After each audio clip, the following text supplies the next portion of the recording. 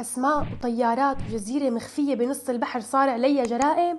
هاد مو فيلم رعب ولا قصة بوليسية، تابعوا الفيديو للأخير لتعرفوا شو السيرة. جزيرة الشيطان قصة حقيقية انكشفت من سنين ولليوم أسرارها عم تطلع وتفضح. الحكاية بتقول إنه القراصنة بهي القصة مو لابسين عصبات عيون، لابسين تقوم مرتبة بآلاف الدولارات.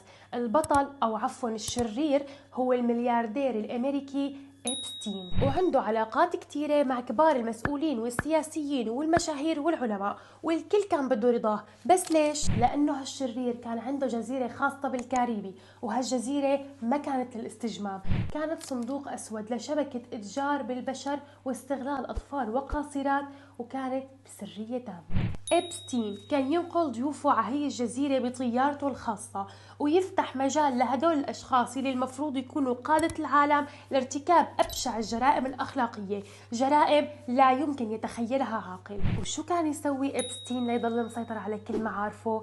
كان يصورهم بكل تفصيل ويساووه بهي الجزيرة ليمسك عليهم ممسك، قصدي مماسك. قصة الجزيرة كان صار لها سنين عم تتطور وتزيد بالخفا وبكل بشاعة، لحتى قررت البطلة فيرجينا جيوفري وحدة من الضحايا انها تقول لا وما تخاف، وتحكي عن كل شيء عاشيته وشافيته بهالجزيرة. والبطلة الثانية كانت الصحفية جولي براون اللي اشتغلت سنة كاملة على تحقيق استقصائي لكشف حقيقة هالمجرمين، بحثت قارنت وتابعت ضحايا، ما وقفت رغم انه الكل كان عم يحاول يسكر هالسيرة بالمصاري، وحتى القضاء انشرب المصاري. ظلت ورا القضية لرجعيتها على الضوء سنة 2018، اللي ساعدها هن امهات الضحايا اللي مسكتوا عن حقوق اولادهم وغامروا بحياتهم لتظهر الحقيقة.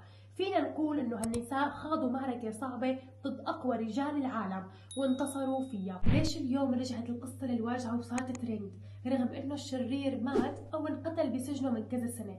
اللي صار انه القضاء الامريكي بلش يفك التشفير على الملفات إبستين السرية، ونشر اكثر من 150 اسم لسياسيين وعلماء ومشاهير متورطين بجرائم هالجزيرة. هلا الكل ما يتابع مين كان بهديك الطيارة ومين زار الجزيرة. الموضوع مو بس مين راح ومين اجا ومين متورط، الموضوع انه العالم عم يكتشف كيف النخبة كانت عم تحمي بعضها خلف الستار، وكيف المال والسلطة ممكن يغطوا أبشع الجرائم لسنوات.